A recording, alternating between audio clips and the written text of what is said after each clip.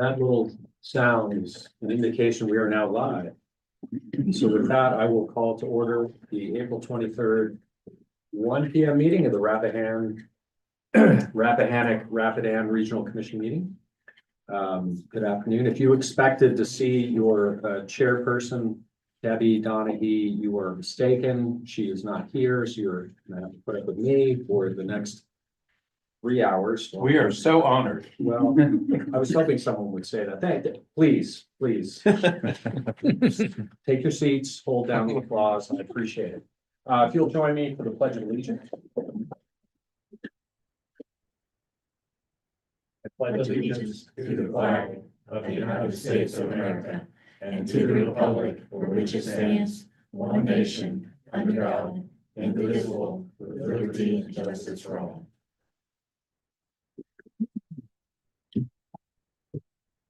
Hey, quorum determinations, but before we do that, I want to welcome, let's see, from Culpeper, Sam, this is your first official meeting since taking the helm as county administrator, so welcome. Thank you, Ted. And I know we have Ron Brooks is on our list from Gordonsville. Don't see Ron, but look for him in the future. I think he's been appointed. Any other new members? It's really first meeting. Welcome. You're fine, Jeff. Are you new old member? Yeah, sort of. I've been hanging out. In the back seats here. Also from Culpeper, welcome. So can you confirm that we have a quorum? You have a quorum. Fantastic. We can continue. Any changes to the agenda before we move to adopt it? None? All right, I need a motion to adopt the agenda as. Sure, I'll move to adopt the agenda. Thank you very much, Fred. Second? I'll say. All right, thank you. All those in favor, say aye. Aye. Any opposed? Nay? All right, the agenda is adopted, and so we move first to public comment. We have a long line of folks out here, but we have a sign-up list, so maybe we can take a look at We that. have no signups and No members sign-up? received I prior to cannot the meeting. believe that. But nonetheless, for the record, we have public comment if anybody ever wants to make any. Nobody's here today, so we'll move on to presentations and special recognitions, and guess what? None for this meeting. That is why Debbie gave me the helm. We have no business today, so thanks for coming. The consent agenda actually does have a couple of items, minutes from the February 26th meeting and year-to-date financials through March 31st. They were included in your packet. Would anyone like to remove any of either of those items from the agenda for discussion or amendment? I would move that we accept the consent agenda. It's been moved that we accept the consent agenda. Any second? Anyone? That's second from Chris. And all those in favor adopting the consent agenda, say aye. Any opposed? Unanimously adopted. Consent agenda is approved. That moves us to the executive director's report, which is Patrick's show. Patrick, you got a couple of things on here. Take it away. Thank you very much. Again, want to reiterate, welcome to Mr. McLaren and Mr. Lee. Again, both of you are familiar with our organization, but look forward to working with both Culpeper, as well as Mr. Brooks. He's able to attend from Gordonsville. I'm going to come back to the bit on federal funding and, sort of just have a request for any input that any of you have on that in a minute. Under emergency management and hazard mitigation, this is one where we, as you all know, we received the grant through VDM and FEMA 3 years ago. Have been working on the hazard mitigation plan update and have turned in the draft of that hazard mitigation plan back in November to VDM and FEMA for their review. We've had a couple back and forth with them in terms of a couple of minor changes that they needed. We've made a couple of changes, mostly on the resiliency side for meeting the resiliency plan requirement through DCR. Where we're at right now is last Monday, I had a notification from VDEM that they thought that FEMA was getting ready to send us what they call an approved pending adoption letter, meaning that the plan is acceptable, and that we could go through local adoption processes. I don't have that letter in hand either, by email or hard copy.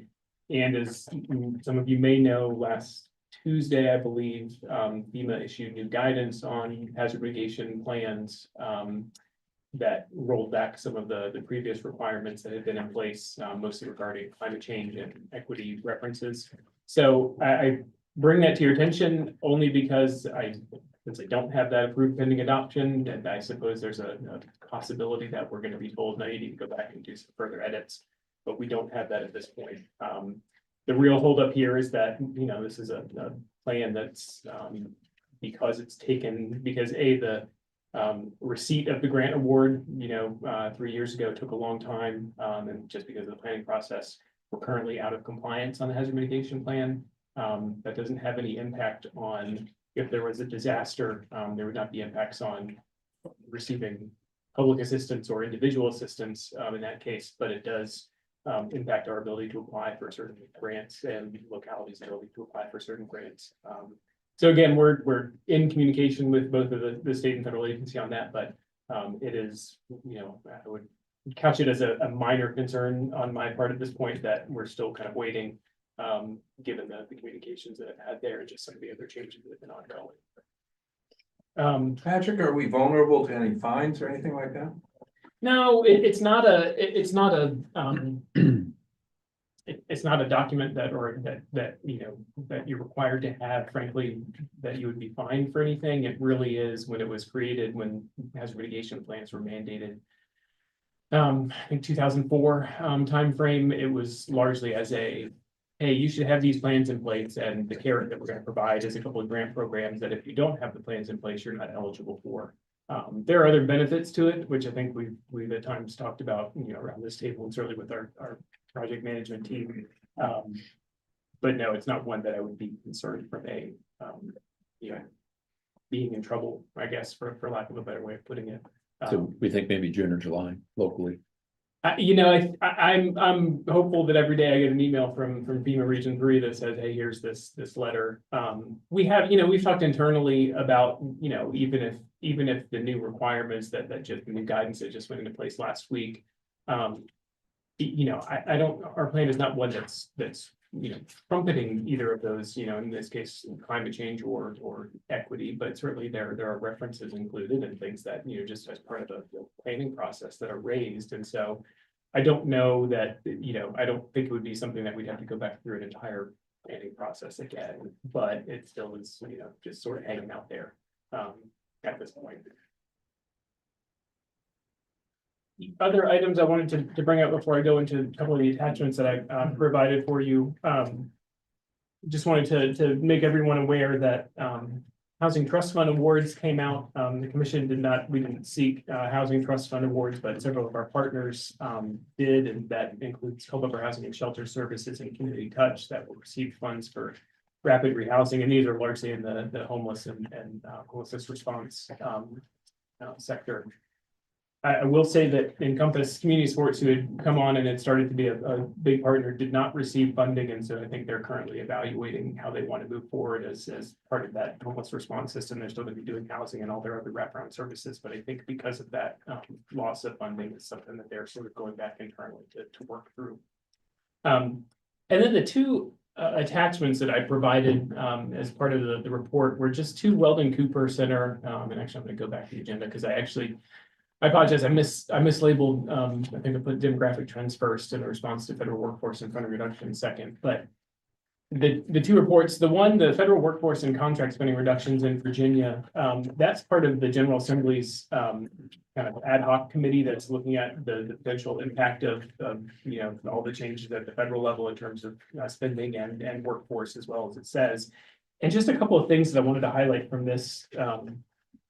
This presentation that they gave back on 2 weeks ago on April 8th. For that committee, they had a meeting, I think it was up in Alexandria. Look at, scroll down here, but slide 8 has a map that shows share of full-time civilian workers employed by the federal government. And, really that's the relative share of the full-time equivalent, and also the demonstration of, if you look at counties across Virginia, demonstration of the relative impact. And I think you can see pretty clearly, and it's not unexpected, I don't think, for anyone here, but that share in Fauquier County is in the 6 to 9%, excuse me, the 9 to 12%. And then you've got Culpeper and Orange in that 6 to 9%, Rappahannock in the 3 to 6, and then Madison under 3. But I think it's all, while the headlines are going towards the impacts on Northern Virginia, Hampton Roads, in terms of the share of their percentage. Those impacts are going to be felt, I think, and maybe already being felt in some of our counties, among some of our citizens in our region. Going back to slide 5, if you look at the growth in federal workforce, I think the thing here that I want to point out is over 40 years, and the way it's kind of laid out here is active duty armed forces has, at times gone down, but is roughly equivalent to where it was 40 years ago. But that civilian workforce is the one that has really grown it again, and gone up and down, especially over the last 20 years, 25 years. When you compare that to Virginia, in the where the largest civilian workforce is in Virginia, and this is on slide 20 of your packet, heavily concentrated in national security. So even though, that first slide shows, well, active duty armed forces is roughly the same, the civilian side, a lot of it is tied to that side of it in terms of defense and veterans affairs and homeland security. Again, just a note that I think speaks to a lot of the workforce that we see leaving this region in a lot of cases every day. And so this again is the committee that's doing this work at the General Assembly. They next meet on May the 12th and all the way down in Gainesville, but I'm sure they're streaming these their committee meetings. And I think there's not been much that I've seen from that committee in terms of kind of paying attention to their agendas and their meetings that they've said, here's what we're going to do, but it feels like one of those where probably we'll keep meeting, and there'll probably be stuff that continues to trickle down from that General Assembly committee. And I've provided the link in the report for you all if you're interested there.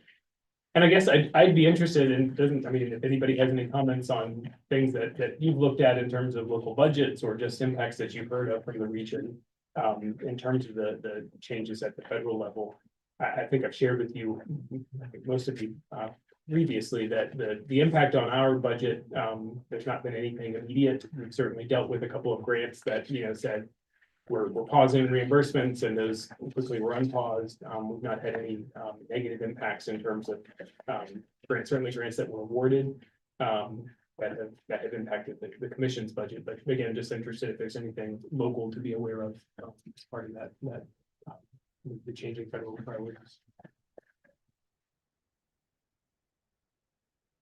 Well, Patrick, I know we're anticipating some library cuts at the end of the fiscal year, because the elimination of a particular federal entity that supports state funds for libraries. That's one we are definitely anticipating, but waiting to see what that means.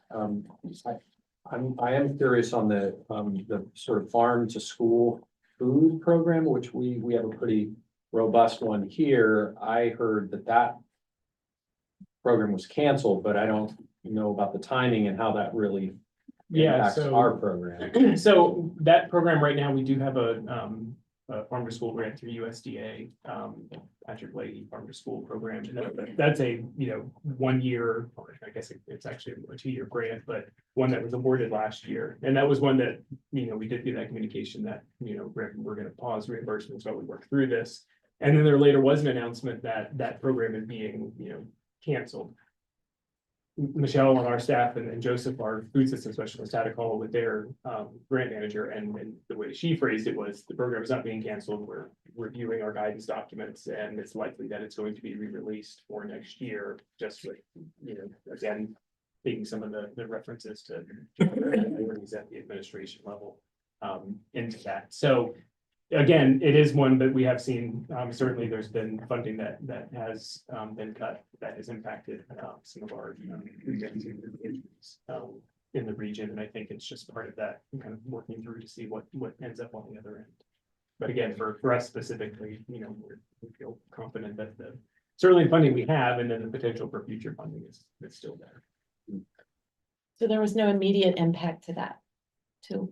Correct. They didn't release the, I guess it would be FY 25 for the federal level program or the request for applications, but our understanding is that certainly it's not being discontinued. It's more if we're going through and likely to re-release later, or maybe take a year off.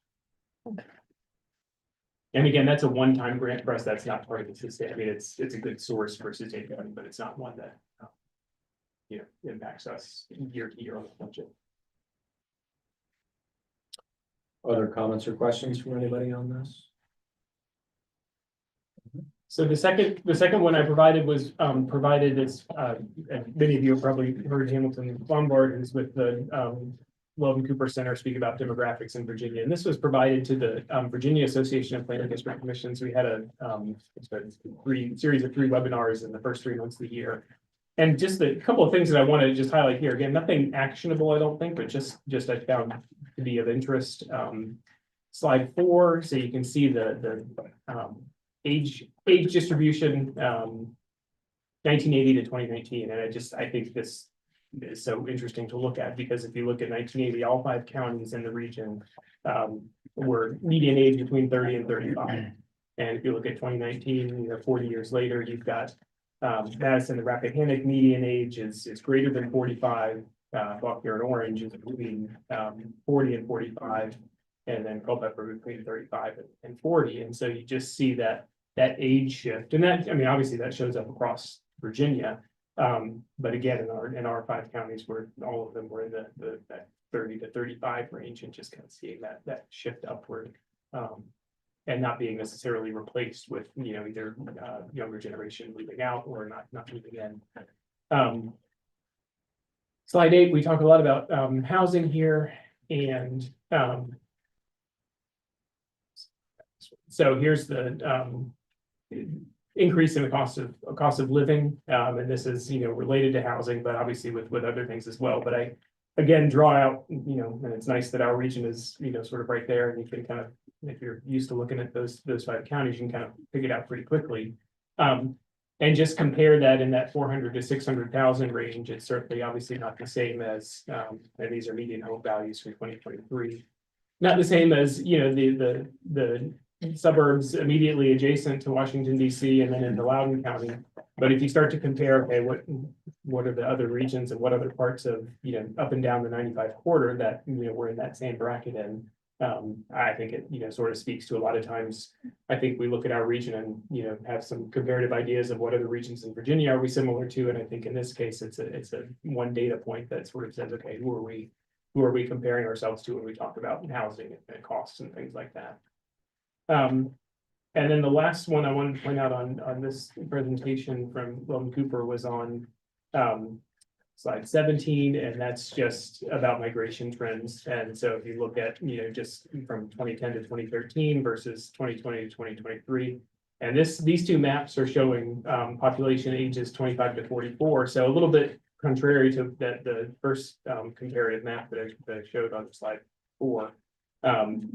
You look in 2010 to 2013, you've got Madison and Rappahannock were declining. All of the jurisdictions were either in a decline of somewhere from 0 to greater than 2% decline, with the exception of Orange County, which was growing, at a 0 to 2% amongst that demographic of 25 to 44.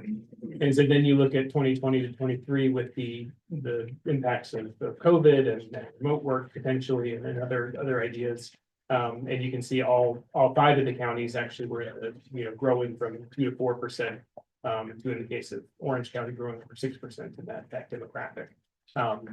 And so I think, we'll obviously continue to track those numbers, but I think if that continues and, go some way towards addressing some of that age curve that we saw in the previous ones, just because of the way migration is working largely on that. So, again, just wanted to provide those two because we spent a lot of time internally talking about them, but also think there's some useful information there, and and a lot of it's being done on those other committees that we've got track. So, happy to answer questions on anything from either of those presentations or from anything else in my director's report today.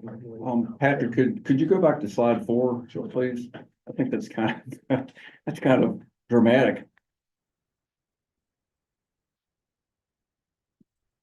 So our population is the median age for our population is quite a bit older across the board now, right? Yes. So any idea where our young people are they where they're going? What that migration pattern is, I guess. Yeah, I mean, I think it's important to, I mean, I think the trend is the same, even though these two are showing 40 years difference in terms of where they are. I mean, I think the general, consensus is that typically younger people are moving towards where jobs are, and so probably towards more urban areas. I think this also speaks to, in the case of our region, people that live here, grew up here, or are wanting to work here. And you can see this conversation in probably each of our counties. It's difficult at times because of that second slide that I showed about cost of living and cost of housing to find that as well. And that's just one reason that impacts that. But I think in general, you'd probably see, if you looked at a map of the younger population age, probably going towards Northern Virginia, towards urban areas where there's opportunities for jobs and not in that case cheaper housing, but more and more housing that is available. Probably a little bit life expectancy involvement in there too over the 40 years. That's good. Yeah, that's a good point. The economic development folks will talk about the net job growth states, and Texas is certainly one of them.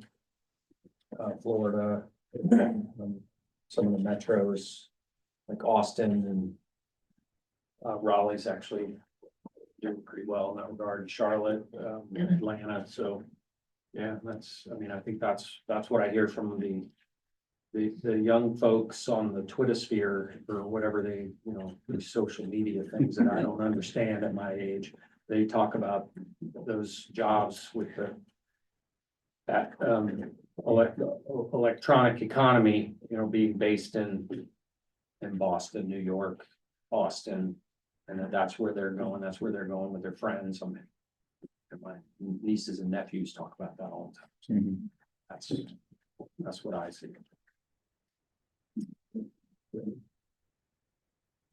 Yeah, I know we at Central Virginia Partnership for Economic Development, one of the things that we talked about was how do we retain young people. We have a grant funded program to try to keep tech workers in our region, and we have a person whose mission it is to figure out how to connect recent graduates with firms in the region. So there is some effort to do that, but also I would re-echo Patrick's thoughts about housing. It's a challenge. We recently hired a person for our organization, and that was a struggle. Actually, Greg's got some new homes going up in Orange, and that was really one of the spots they figured that they could land, but absent that, they would have really struggled to find a place. So not sure, what else to say about that, but housing, I keep hearing that in our industry conversations that they hear that from their employees, and whenever they're recruiting, that finding housing that's reasonably priced and located close to their work is a big challenge. Other comments or observations on this information? Just to add to that's why we need to keep paying attention to the General Assembly, because they will solve our problem for us if we are not careful. Yeah, there were several bills, guess the mandatory accessory dwelling units by right ordinance or statute was an interesting one. When that didn't get approved, but you could see that had a certain amount of momentum. And I would say that in response to Mr. Berry's comment, that committee, I mean, certainly they're not gonna be, taking any action or anything, but, they're continuing to watch changes at the federal level, then they're gonna say, okay, well, if we've got rising Medicaid costs, we've got rising, other costs that are gonna come back to the state to fund, then yeah, it's gonna continue to be a challenge on state budget as well. And that trickles down, because I think I've seen some from across the region where, the federal funding that's like direct to counties or towns may not be a huge portion, and a lot of it may be education wise or social services, but yeah, I mean, the impacts, they're gonna come to the state, and if that trickles down to, it's gonna be additional stress on everybody's budget. It's convenient that the federal government doesn't have to balance its budget. Yeah, that's right. When those programs trickle down to state and local, it's gonna hurt. Right up the deficit is part of the federal budget. Mhm. All right, any other, anything else to report, from the executive director's perspective? No. No, all right. Our agenda suggests we move to old business, and old business in our region means broadband discussions. Regional broadband status update, who would like to talk about that if anyone? We always have our eye to Culpepper, who's ahead of us, hoping that there's some movement.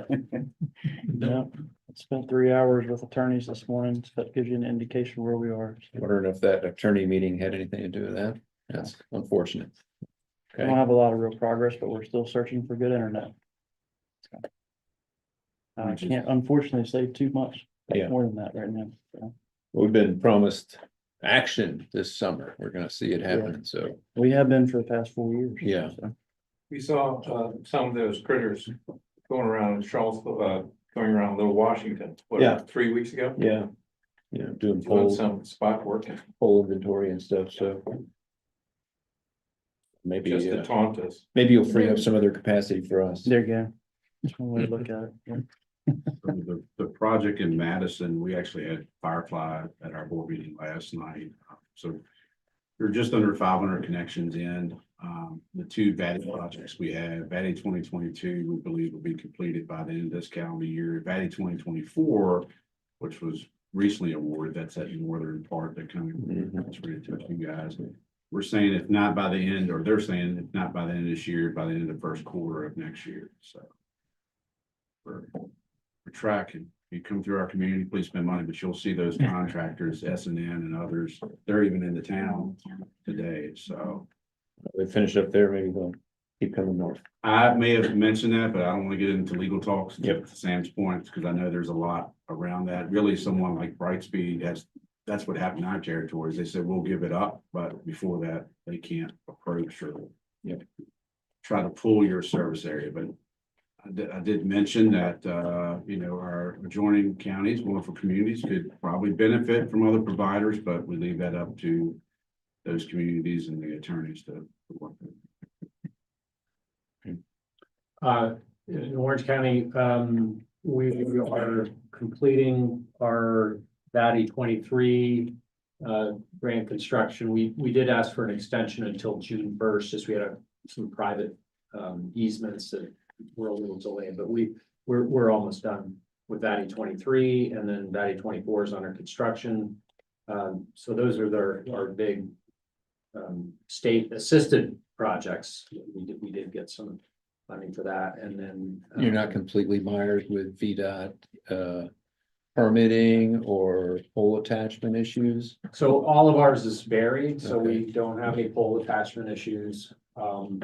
We have maybe just one or two little overhead things like a railroad crossing here or there, or a bridge or something, but it's all varied. So we don't have the pole attachment issue or make ready issue. DDOT permitting, we've kind of gotten into a rhythm with them. They know what to expect. We've been doing it for several years. Yeah, so we have a pre-permitting meeting set up with them and a kind of a plan how we do that. Our kind of last hurrah is we have about 200 unserved locations, and we're those are eligible for the BEAD program, which everybody's kind of wondering whether that's going to actually materialize. It keeps progressing, but the timeline keeps extending, so it's hard to know. But Virginia has been a leader in keeping that organized, even though it's pretty convoluted. And our BEAD applications due, I think it's next week, honestly. So that should pick up our last couple hundred. And then we're looking at some adjoining areas outside of the county that seem likely. We got a letter of support from Spotsylvania. Anybody who thinks we're adjacent to them, we're happy to see how we can help. Not wanting to get into the VATI stuff, that was not eligible for BEAD. So, but we're happy to have conversations if they're helpful. So that's kind of where that is. Yeah, so a little over 7,000 customers or services that we're Definitely the leader in the region. I State, doing it yourself. I take 100% credit for that. The previous board of supervisors, some years ago, I think they saw that the writing of the wall, and so, if we don't do this, it's not gonna get done. And, so it's been good, I think. All right, with that, we will move to our, let's see.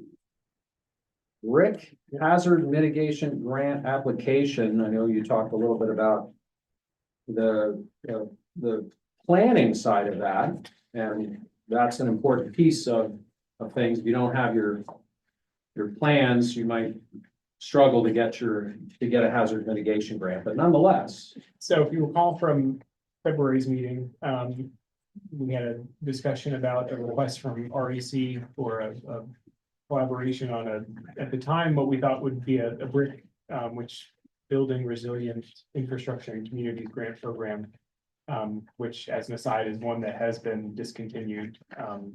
The FEMA made that announcement, I think, pretty early on, maybe about a month ago, and then just last week or this week, further refined and said any applications from last year's cycle would not be awarded. There would be no upcoming cycle, and further, any funding from previous cycles that hadn't already been awarded to states is going to be rolled back into hazard mitigation. And I think the read there is that the push will be to put those funds back onto the hazard mitigation grant, which is more of a recovery type grant. You can get other projects funded through hazard mitigation, but the BRIC program was really meant to fund pre-disaster projects for that. So in February, the commission did approve staff to work with REC on developing a pre-application for a project that would it's couched as a wildfire mitigation project, but there was a lot of questions that were raised about what kind of this would be pole replacement, and also doing some additional infrastructure work from REC and their existing right of way. And so the questions that the commission raised were, we'd really like to see, we'd love to know where exactly this is, which we didn't have that answer at the time. And also wanted to know sort of the process by which REC would identify which areas they're going to do and what the polls would look like. In follow-up with REC after that meeting, learned that, and I'm actually I'll go to the somewhere.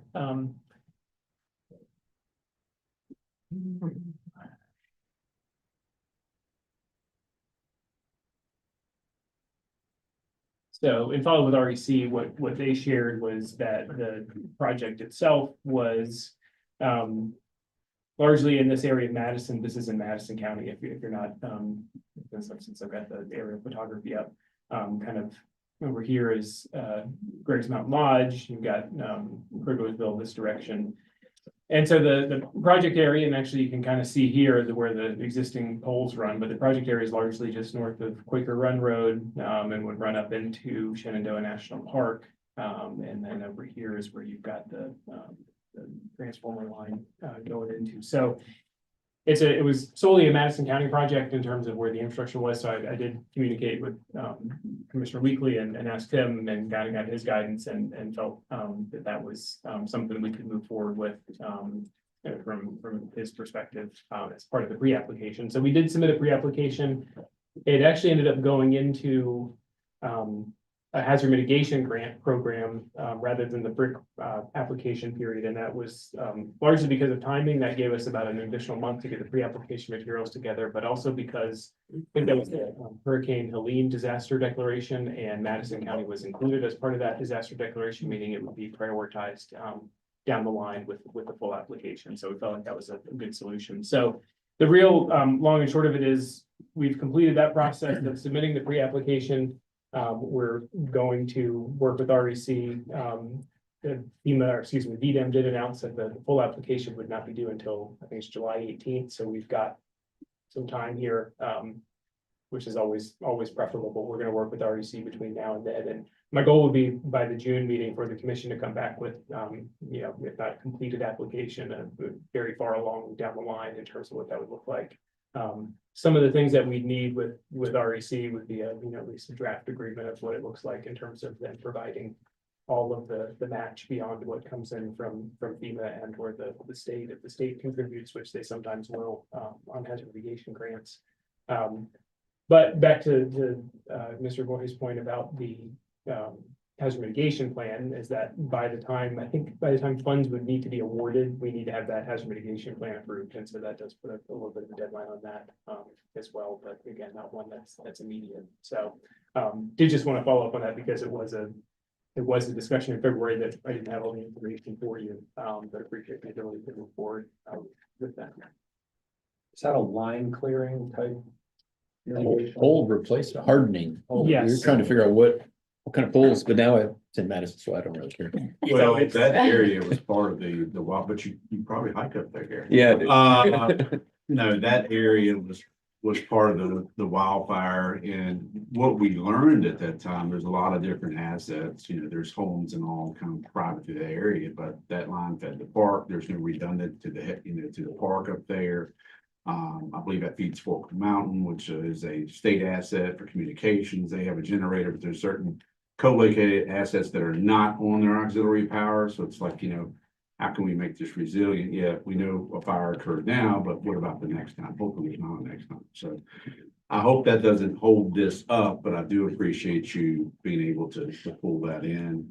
If there's anything I could pass along to REC, John Hayward will be receiving some award. They're planting a tree over to Ridge on Friday, so I'd be happy to see he or Jeff Henry to push anything along, but thank you for bringing that in. But yeah, it's hard. I don't know if they're going to change to a monopole or a different type of pole, if you will, but definitely I think the wildfire gave them a different look.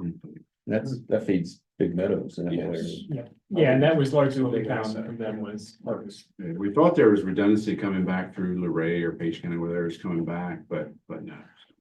Yeah, it's I won't go too far into the weeds here, but replacing wooden poles with ductile iron poles, obviously greater strength and longevity resistance to fire, and then also using ACCC conductors, which have a capacity to handle temperature increasing without sagging the line. So I gathered from our discussion with them, they've also had similar conversations in other parts of their service area about what are the opportunities here. So and we'll see. I think that the challenge with hazard mitigation grant is that on the post disaster side, again, a lot of the funds are meant to go towards recovery and public assistance and individual assistance. So there's oftentimes less money for projects of this nature, but things will kind of going forward, especially with a willing partner.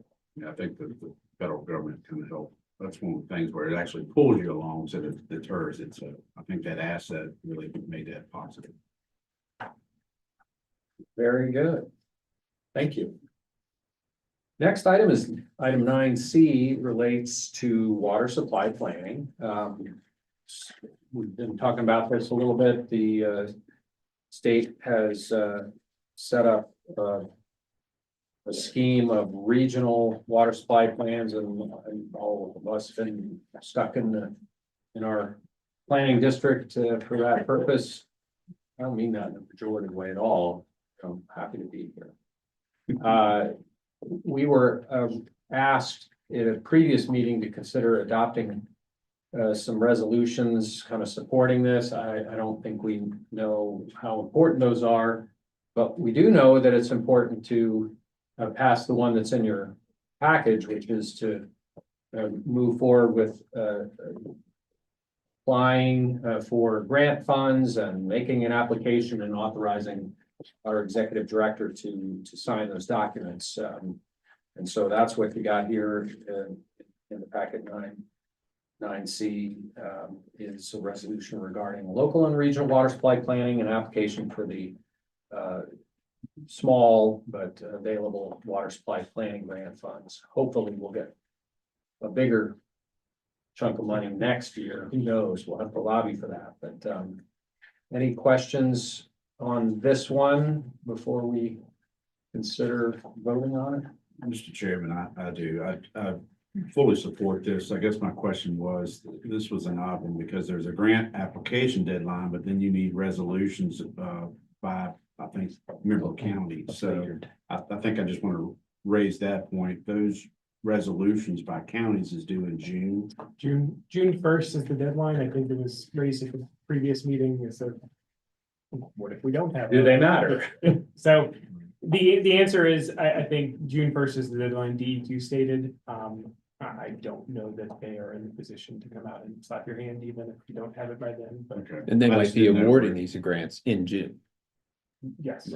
So they would have a picture of what resolutions are in the done I when they're will, making award. and I will say that I think having, the PDC and having the regional planning area being coincident with the PDC does help, because a resolution from the PDC can sort of speak for, okay, yes, we've had this discussion at the national level. I think the challenge would be if you said, well, we're gonna throw in some counties that aren't around here that I don't know anything about, we're gonna throw Bath and Rockbridge and Botetourt all together, and, there's really nothing tying those together, then I think it would be, well, we want to see the willingness of each of them to work together. In this case, I think we have that benefit of being able to demonstrate that.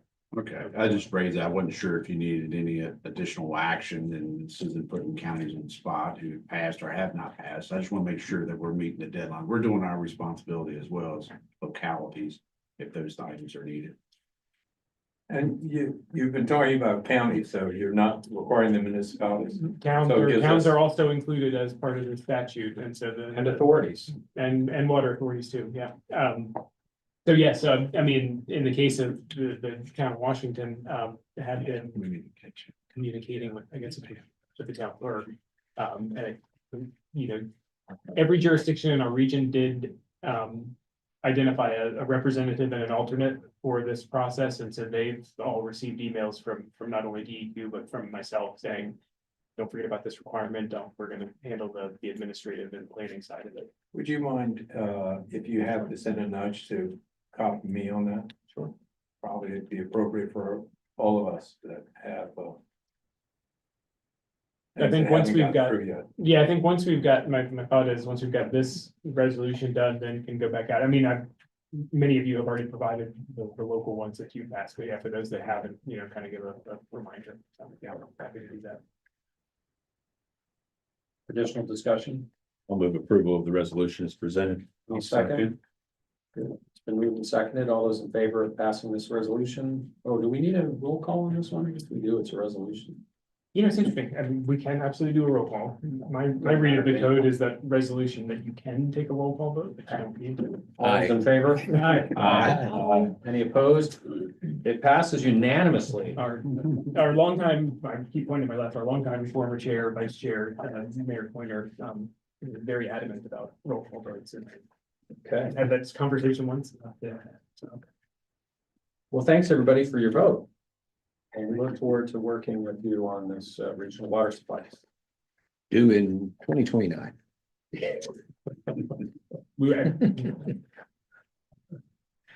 Strike that from the record, please. Actually, Patrick, just one last thing. Are you going to give us language to use for the resolution in each of the localities? I absolutely, I did and I can, yes. And it's very similar to what's here, what you said. Yeah.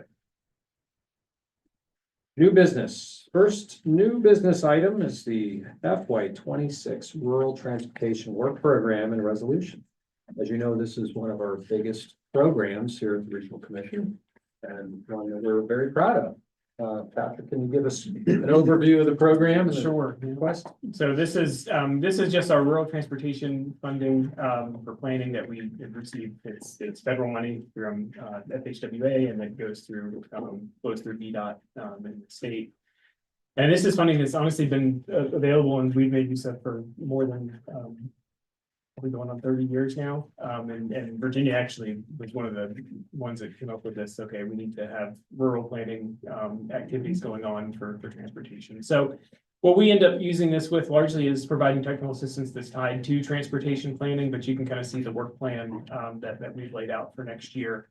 There are certain things that are required in terms of participation with VDOT on planning activities. One of them that's listed here is Title VI, and I don't know, Mike had a discussion with Culpeper County about Title VI a while ago, and that's one that is a requirement that continues to take, frankly, more time, even though this is a grant that is really only about 72,000 in total. The real where we use this the most is again providing either technical assistance on transportation planning if it's part of a comp plan update or GIS assistance if the locality needs it, and then with a lot of our regional transportation plans. So the majority of the work that we're going to be doing in the upcoming fiscal year is with regards to updating our active transportation plan, which was first passed in December 2019. And so we're going to go through the process with our planning partners locally and updating that plan to make sure we've got the most recent, additions in terms of sidewalks and trails and things of that nature. But then also, we've got Smart Scale. So we had our planners roundtable here back at the end of March and with VDOT and talked a lot about Smart Scale and actually just had an email a little bit ago from a locality talking about, maybe we need to look at pushing for adjustments on some of the percentages and things like that with Smart Scale. So again, this is all rural transportation focused and is a useful program for us and I think for many of you locally as well.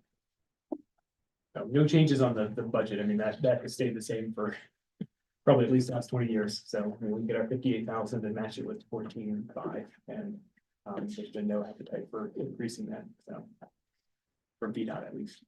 Only road projects had that same agenda. Yeah. Any questions on this before we entertain a motion to adopt the resolution for rural transportation planning assistance program funding on behalf of the annual work plan request? No questions? I'll entertain a motion. I'll move. Second? A second. Second. It's been moved and seconded. All those in favor, say aye. Aye. Any opposed? Like sign. Okay, it's unanimous as well. So go forth and plan. Or at least apply. All right, next. This is really, I know why everybody's come here. It's to talk about Jonathan's party. If you recall, we have an annual meeting and awards dinner each fall. I've been doing that since the 90s.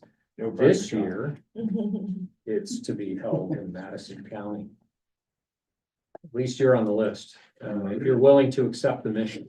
We will accept that mission, Mr. Chairman. All right, well, we're requesting direction on preferred dates, speakers, topics.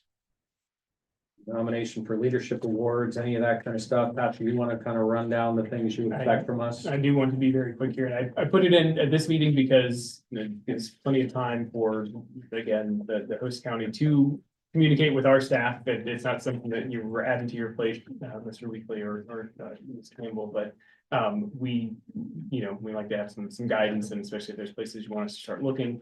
And then everything else is for everyone else. If there's a speaker topic, frankly, if there's feedback you have from having been at past annual meetings that you're like, this just didn't work, that's fine, let me know, and so that we can make those changes, I think would be great.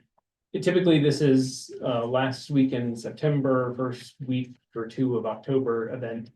So unless there's, and we try to avoid certainly anything BML, VACO, BLGMA, those types of other conflicts. But if there are other bits of feedback or anything else you want to share with us, this is really just put this on your radar and, talk to us at some point between now and the June meetings. Do you want feedback now, or do you want it? Sure. I have two pieces of feedback. I thought the speaker last year was pretty good. He told a lot of stories. I know when I was a history professor, I tended to keep my students awake if I told stories rather than just went off and on with the facts and figures. Second thing is, I think we don't know yet what the consequences in terms of the subject matter. We don't know what the consequences yet are of what's going on in the federal government, but I suspect it would be helpful to have some kind of sense by September, early October, what the consequences of whatever is going to happen over this late spring and summer federally is going to happen to, what the impact is going to be on local jurisdictions.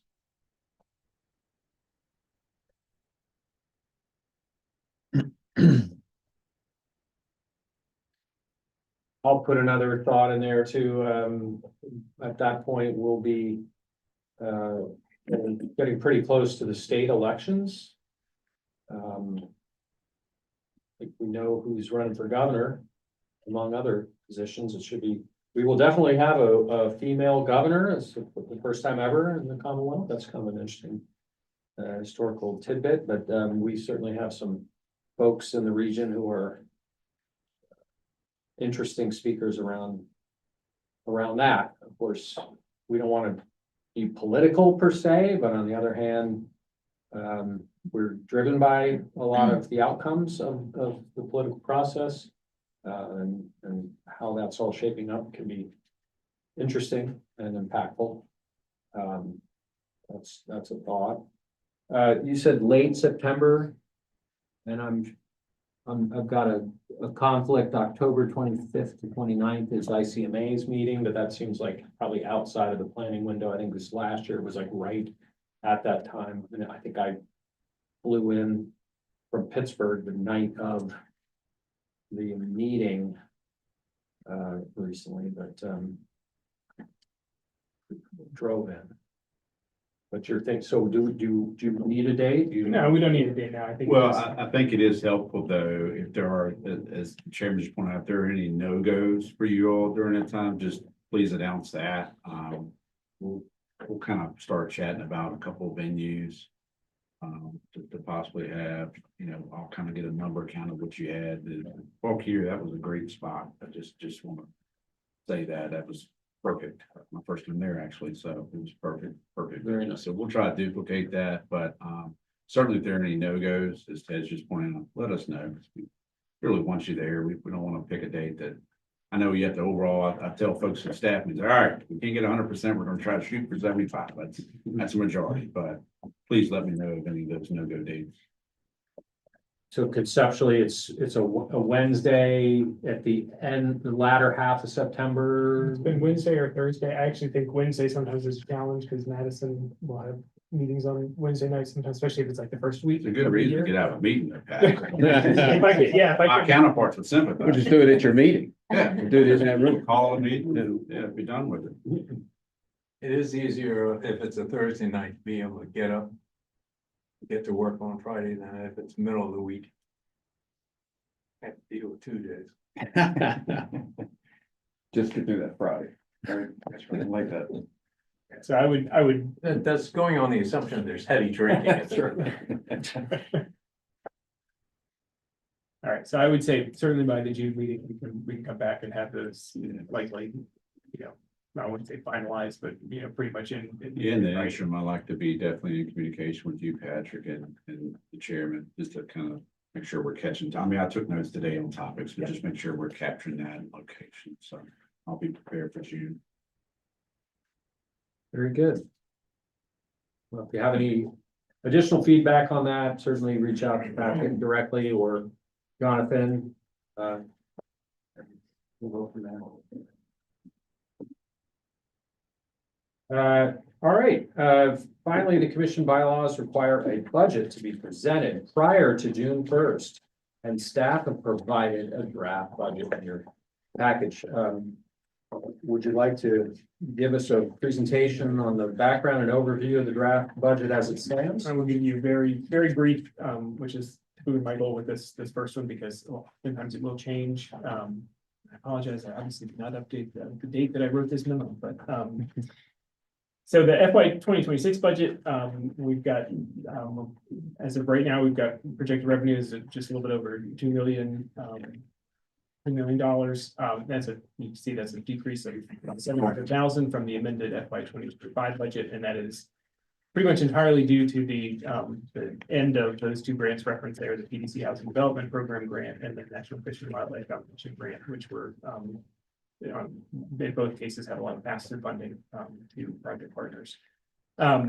We're, as normal as I typically have done in my time here, these are conservatively budgeted, meaning that grants that have been awarded on an annual basis historically, or that we know are included in draft agency budgets, either federal or state, are included, and that's largely in state agency budgets on the transportation side. Local dues at 83 cents account for about 7.6% of the budget. And then I also do want to note that 7.6 doesn't include the specific funding for regional homelessness and housing coordination. That money of 48,600 is certainly greatly appreciated. And so we're talking entirely local dollars, probably increase that closer to 9.5 or 10%. I also want to note we've got included, it says a minimum 3% salary adjustment, but it's a 3% cost of living adjustment for staff. That's included here. It's largely just based on the available revenues that are there. And again, you can kind of see the project expenses that are lower, again, because of the lower winding down of those multi-year grants. Just two things to kind of point out, and again, on that federal state discussion of where revenues come from, that revenue source table, which is on the bottom of like the third page of this memo, you can really see that, we do receive a lot of federal dollars. I mean, in total, it's about 44% of the budget for FY 2026. But nearly 40% and almost 90% of that would be passed through at the state level. So in this case, those are funds that go to, and for a lot of it, it's 5310 money, which is Federal Transit Administration, that is block grant awarded to Department of Rail and Public Transportation, and then we compete with other providers in Virginia for those funds. And so I think when I have talked to people about federal funding, when it's a state pass through, sometimes it feels a little more sheltered, and we're sort of on the end where we've got a little more coverage, at least for this upcoming fiscal year. Again, not being able to lead into what the budget's going to look like beyond that. And then you can see, state funding is about 30%, and that local, including the project's specific, is 9.7%. That last bit, other nonprofit private, that's largely PAC Foundation, again, for Farm to School and for mobility management for the Regional Transportation Collaborative, along with a few other smaller grants from foundations. And so then you can see it again, we're balanced. I think the one thing that we did between Terry and myself this year on the operating expenses was really kind of went back the last 4 years to really get a sense of what we some of these operating expenses are we being, how much are we actually spending, or some of these just being, left unspent. So we made some adjustments there. But for the most part, this is I think this is a good budget to start with. I don't, except for seeing some new revenues potentially coming between now and June, I feel comfortable that this would be what would come back to you in 2 months. I'm happy to answer questions. Last thing I'll say is, again, we've got a couple of grants outstanding applications that may go in that could impact this, but for the most part, this feels like where we're going to be starting from and then kind of working through once the fiscal year begins. And no action today, obviously. This is just for your perusal and information. Any concerns about the federal transportation funds for mobility management? It's such a big part of what we do. Yeah. Again, not for this year. The Commonwealth Transportation Board, I mean, they've got a public hearing on the 7th year and of these funds because it's also on a different, this federal fiscal year is October 1 to September 30. The funds that are going to be approved or are currently in the draft 6-year improvement program for mobility management are funds that for us would not start until October 1 and would run through next September 30. And those are at our, not our full request, but at an increase from last year. I think the question we'll know more is next year, or not next year this time, but in the next 4 to 6 months, if that program starts to see some cuts at the federal level, then that's going to trickle down.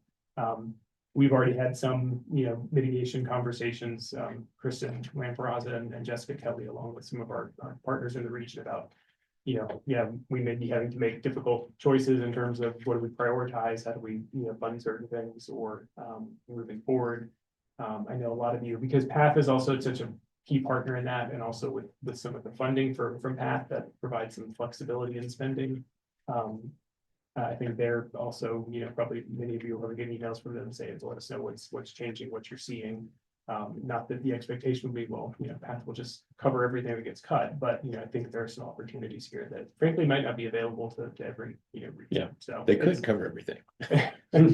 Well, it's so interesting. I was at I was asked maybe about a year and a half ago to sit on what they call their community advisory committee at the PATH Foundation. And one of the things that, just not working in that realm, one of the things that they're, that Ms. Connolly brought up at PATH Foundation was, even, watching the stock market changes impacts what they're able to, how they think about, well, how much money do we have to invest in local priorities, because, their funds are largely tied up in investments as well. So yeah, they have been a great partner, and I think would certainly support a lot of the work we're doing. But you're right to bring that up, because that is a large portion of our budget right now.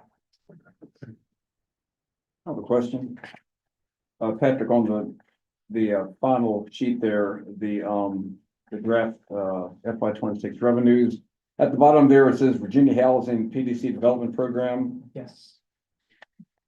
So can you could explain what that is? And so we got a grant of $667,200,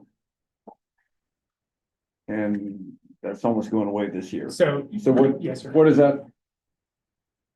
Yep. So the PDC Housing Development Program was a grant that was awarded. This was in 2021. Virginia Housing, which is I think I describe them as a quasi-state agency. They're sort of tied in with state government, but they're the ones that they sell a lot of bonds. They do a lot of affordable housing funding. They approached all of the 21 regional commissions across the state and said, we want to work with you all to get houses built. We want to get units on the ground, units of affordable housing on the ground.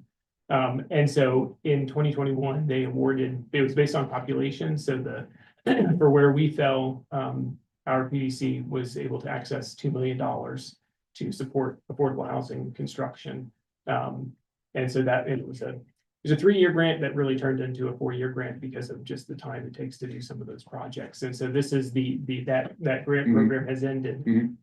Well, will end. And just, for your benefit, Mr. Lee, that produced, we made contributions to both the projects here in the town for Lightfoot and Parkside.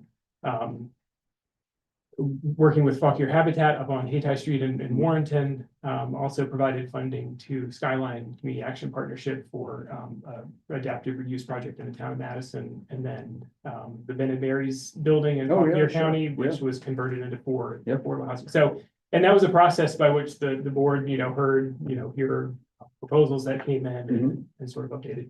So the unfortunate part is that that was a one-time thing from Virginia Housing. They did in February, actually, brought to the commission. They brought the program back, but with, instead of having a $40 million amount to parse out across the state, they had $8 million available, and it was competitive. So we did submit an application to that project. And that's what shows up here under the pending revenues and status, is one that we applied for in February. Again, with Lockyer Habitat for some potential work in Orange, and that's on the bottom of that first sheet there. 40 million was ARPA, right? What's that? ARPA money through the state. I don't know that it was, I'm not sure that it was ARPA or if it was funds that they had been holding on to from bond proceeds. It was part of their Reach Virginia capacity building program. And I got the sense that, this is me speaking, this is not Virginia Housing. I think they were getting out ahead of some of the studies, HB 54 and some other things that said they need to be doing more for getting houses constructed. And I think this was an approach to doing that.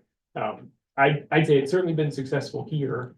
We learned a lot as staff about the whole process of affordable housing. And I think, again, even with this project that we applied for in February, I think would take some of those lessons in terms of which partners we want to work with, just in terms of where you have the biggest impact. So when will we hear about the? I expect before, applications? I expect before June, we'd know whether that one is one that gets funded. And that again would be carry out over 3 years, as part of that. That's pretty significant, though. Those are some pretty important projects that we were able to help To with. assist with, yeah, and I wouldn't want to say, certainly for the two in the town of Culpeper, I think they probably could have found a way to go forward even without our money, but I think our money did make a difference in terms of making it work for them. And I only say that because those were, the contributions that we made towards those projects were in the 3 to 4% of the total project cost, and that was the project cost 2 years ago. I'm sure, I know it's gone up since then. The other 3 projects, I think, our money was a much larger portion of the project itself. And I used to have students who came from Hayti Street when I was a principal in Warrenton, and I went up and down Hayti Street many times. Very concerned about where our kids came from, and I was in the town not long ago, and I was just amazed at how that's been transformed. So yeah, that money makes a big difference. The project, and actually the project there is one where it was going to happen at the end of March, but I think it's been postponed. It was postponed, and I don't think it's happened yet. But what they're going to do is actually bring a crane in and drop modular, fabricated homes onto the 3 lots that they were the lot that they got there on Hayti Street that our funds helped support. So that was one where Lockyer Habitat for Humanity said, hey, come on out and go to Eagle Walker Park and watch the house drop is basically what they called it. So Yeah. Okay. Thank you. Good discussion. The other, but lesser drop off in funding looks like it was the Chesapeake Bay, the grant. National Fish and Wildlife, and that's one that again was awarded in 2021 and funded some work again for some stormwater EMPs in Warrenton, as well as some work at the Carver Center in Culpeper County. So with those 2 out of the picture, that sort of accounts for the drop off. Any other questions about the proposed budget, which again will adopt this at the next meeting? Just have a quick question. Patrick Spindler, we talked about as far as physical assets that the commission owns, such as this building and maybe potentially real estate next door, but how are we doing on that? Are we don't have a note no longer, or can't call, or We will have the note paid off in 2029. I believe we've got 4 years left. so that you do have an expenditure in here for as far as our It is, debt yes. service. Yeah, Okay. it's that one is Sorry, I unchanged. overlooked. Unchanged every year, 23, 9, 16. So Thank you, sir.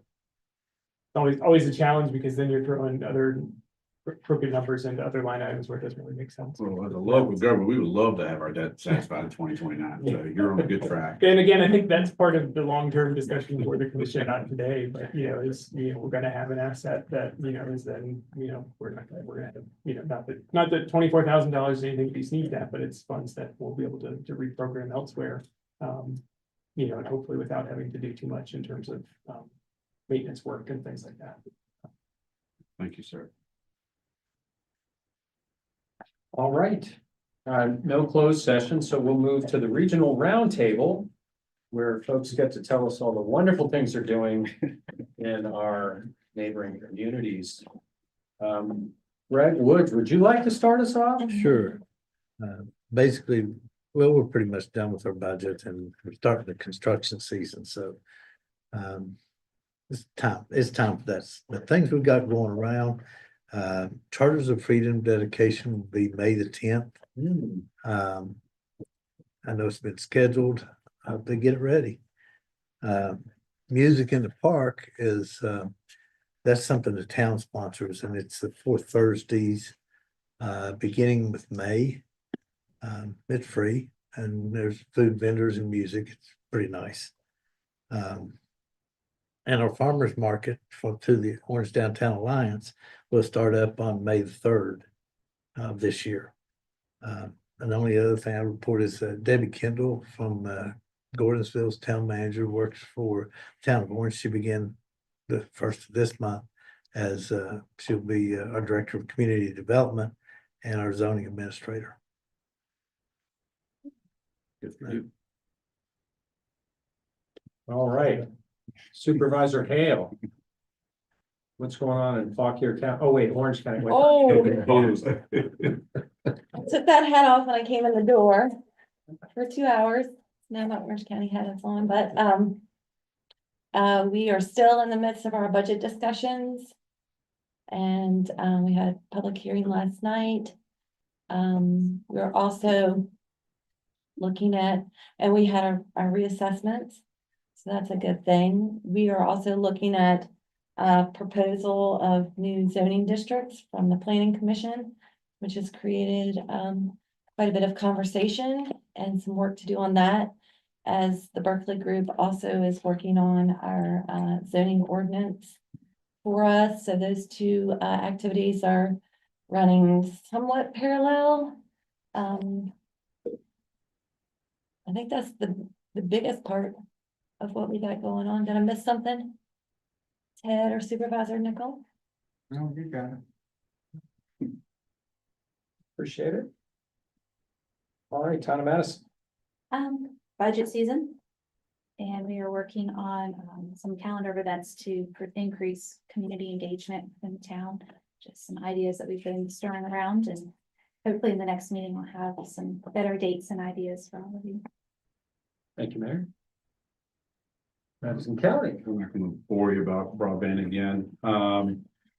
But I will say, if you're into wine or wool, there's a point I'm going with this. We have our 8th annual Wool and Wine Festival. For some reason, Madison County has been known for the Eastern sheepdog trials. If you're into that, we'll have that there from 12 to 5 p.m. at Hoover Ridge Park. What's the date for that? That is April 26th from 12 p.m. to 5 p.m. This weekend. So it's this Oh, this Saturday Mhm. at Hoover Ridge Park, right off the 29 corridor there on Fairground Road, to be exact. You'll have anywhere from Prince Michelle, Blue Quartz, Mountain Run Winery will also be there. So we don't just look at borders. We'll give them an opportunity. Food trucks and so forth come out. That'll be fun. Sticking with the parks, we are in a called phase 1 of our outdoor recreation center. So nothing attractive yet. There's a lot of dirt being moved and knocked down an old silo, putting in storm water, which apparently those are expensive items, to eventually wade to phase 2 and 3, which will be actual court surfaces where you can play hockey. We'll get central. That's the only, I think, sport that's not centrally located. We're kind of tied to the American Legion Hall for that hockey rink. So exciting things. We're done with our EMS renovation. Glad that is behind us. That went well. But you know, anytime you're working with an older building, I know Ted, y'all deal with that. I think Company 23, for example, but we think the project went well, working with what we had and making it functional and safe and all those things. We are approaching towards the end of our budget session. Technically, May 13th is our public hearing on the budget, but we did have our tax rate hearing last night, and we are tracking each and every one of you. So thank you for working with our finance department. The board did land on an increase to real estate. That rate will now go up 2 cents to 51 cents. So our equalized rate was 49 cents, down from 74, but we're gonna take that because we had a separate public hearing to the 51 cent with the potential, Sam, I know you live in Madison, but with the potential $4 million debt service for a variety of things. We're no set specific projects is really updating some buildings. If they're 40-year-old windows or paving was kicked to the curb, all pun intended. But windows, HVAC, roofing, things of that nature is where that money's allocated. And the biggest portion, there's some HVAC equipment for our elementary schools. So that's enough going on in one community, isn't it, Fred? Sounds exciting. Sounds like the wool and wine sounds interesting. You need that for budget I wrap. kept having images of drunk sheep going around. In Little Washington, we're also in a budget, we may have some fireworks this year because we're looking at doing an increase in our meals and lodging. And as many of you know, we have one elephant in the room in Little Washington, that is the Inn at Little Washington. I think they may want to take some legal steps to prevent us from having an increase in the meals and lodging tax. So it'll be fun to see what happens over the next month or so as that goes on. On a more positive note, the Rush River Apartments, which are 16 affordable housing units, have come online and families have begun moving into those units, which is exciting. As with the county's conference plan, talks about having housing directed towards the 6 villages, of which the town of Washington is one, and we are happy to have done our part to open 18 units, 16 of which are, as I said, affordable housing. So they had an article in the paper about one. There's a couple, both working at the local child care center as teachers, and they had 4 children. So they moved into one of the apartments, which is very exciting. They are now beginning that same nonprofit organization is now doing work on the adjacent wetlands restoration project, which will be very exciting to bring it back. They'll put in vernal pools and there'll be pathways going through there. So once they finish, there'll be bridges across, so you'll be able to see it.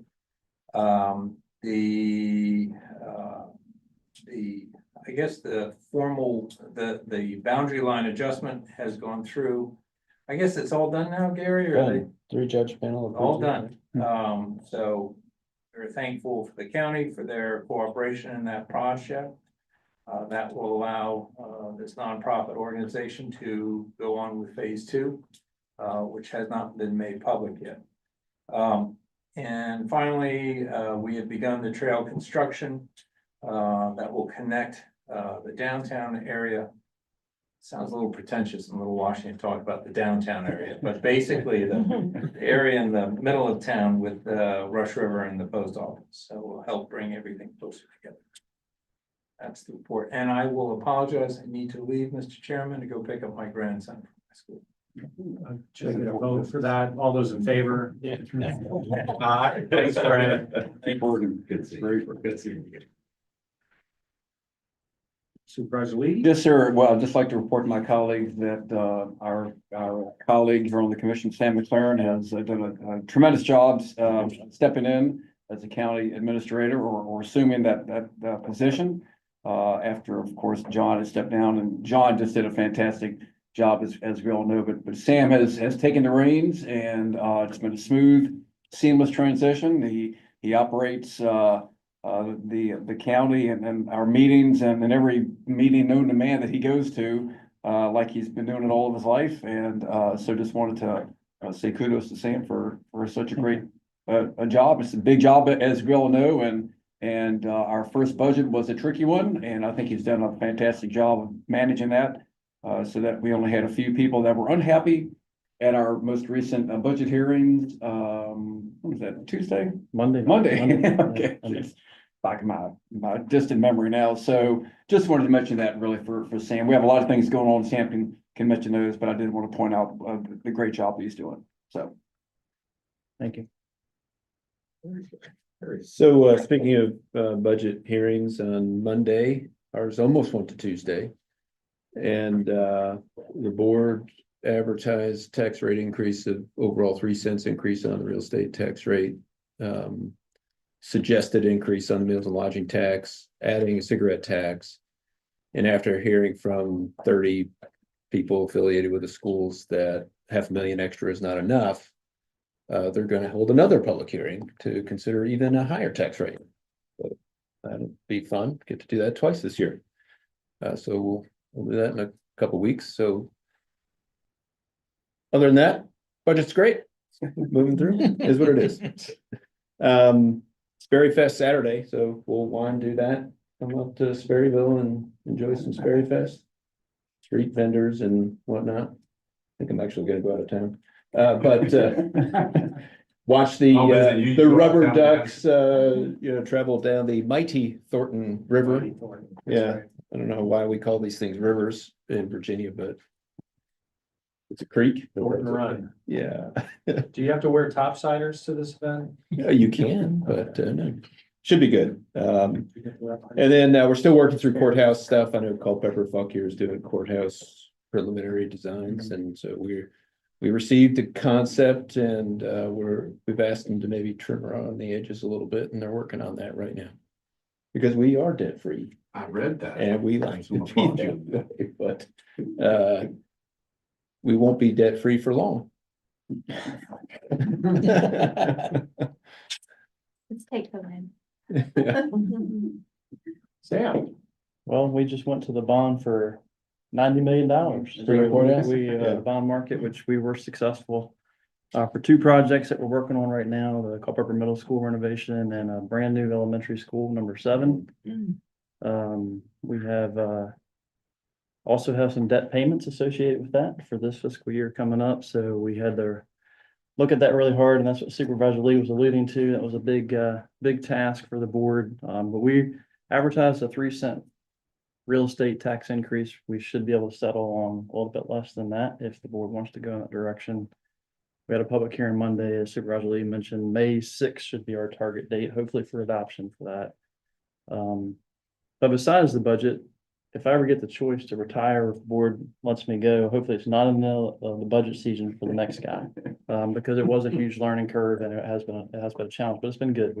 We've worked through a lot past couple of months. Project wise, we've got some good park projects. Mountain Run Lake Park, if you haven't been out there, the town and the county worked together well over the years, but we have some improvements that we've done in recent years. We're hoping to do some further improvements this year. The bathroom facility there is older. So we're hoping to renovate that and do a brand new facility there for that. Len Park out on the eastern side of the county, we're hoping to hard surface some trails. We have money in the budget to do that this year, so that'll be good. As well as pave the parking out there. Still doing a lot at the sports complex. We have the pool project that's well underway in partnership with the town. Not stealing Chris's thunder, hopefully on that. But the town is partnering with the county on that as well. That's moving along really well. We're hoping Memorial Day of next year, we're making a real splash with that pool. But those are some of the big ones. We got some road projects going on. And the price tags never cease to amaze me with those especially. So but we have Amazon. If you haven't driven down Route 3, that data center is coming up quickly. That's been a very fast moving project from day one. So they actually should have something to tax in a real way. hopefully by the end of this year. So Well, I can say Mountain Run Lake Park. Bathrooms may not be new, but they work for a quick pickleball outfit Yes. change. On the way home from work, stop there, change and play at the courts for a few hours. Lovely. we're actually going to resurfacing those courts a little bit here recently, hopefully this summer too. Good. But you'll have a better bathroom to work in here at about the end of the year. So. I have no complaints. It's a great facility and the views are amazing. Upgrade your pickleball fit There to. you Yeah, it's like a Wonder Woman Yeah. telephone booth. Councilmember Chris, want to go ahead? So we are debt free on our general fund. working toward that on our enterprise funds. It'll take us a few more years to get there on that. Budget, pretty non-eventful this year. We're equalizing the tax rate on that. Our Heritage Park and parking lot bridge project is coming along. They're setting the elevators now. That's kind of the last big hurdle to get over. To add some pressure to getting the project done. We have our 4th of July. Some of the events is going to occur at that location. So we have a lot of folks on notice that they got to get a lot of work done. Parking lot paved and things of that nature before then. So that's come along well. We do have a project that may be of interest. Every 2 years, we have a biannual event called Culpeper Competes.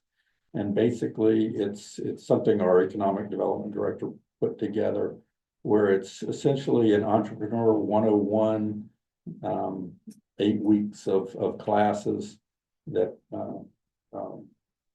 future, business owners can sign up for and learn how to be a successful business and how the right way to do it is. And then at the end of that, the last meeting that they have, they present their proposal for their business and then they're awarded, grant funds, whether it's, they're the top winner or smaller amounts for some of the others. We had 24 businesses that joined that this year, so we're proud of that, and hopefully it'll help some folks have actually successful businesses versus people that think they want to be an entrepreneur and not know what a business plan is, or or the government hurdles you have to jump through, or all of the 1,000 other things that you need to do to be a successful business. So that seems to be working real well. I would recommend that to anybody to try a program like that. It's pretty painless, at least from my standpoint. I'll compliment you, Chris, on Paige. She's top notch. I sit on other committees and she's talked a little bit about that. Plus, I think all of us are going to be working on how we're going to do site plans and the quick turnaround time. But she's phenomenal. She's something.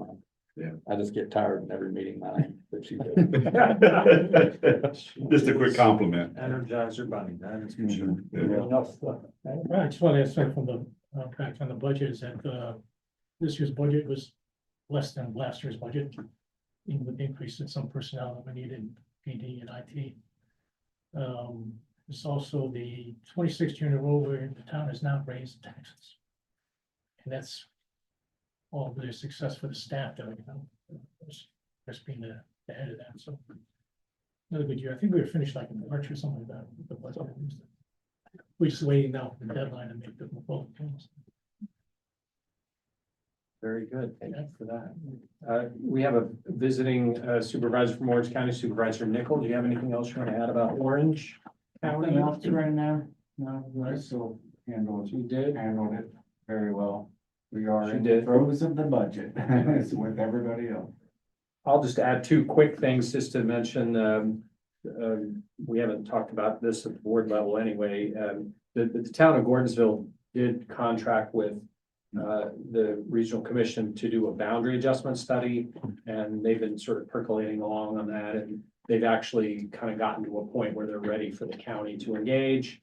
And so we're kind of negotiating that with the county attorney and the town attorney about, what that looks like. It'll need to come to public hearing, and that's sort of, that's just another thing that's going on, since no one's here from Gordonsville to report on that. So I thought I'd let you all know that's How's that pool? happening. Yeah. What's that? The pool is well under construction. Good. Well under construction. It's, that's gonna be very good for all of us in the region. And then, since we're talking about housing, some of you know that we're trying to do a project in the town of Orange to,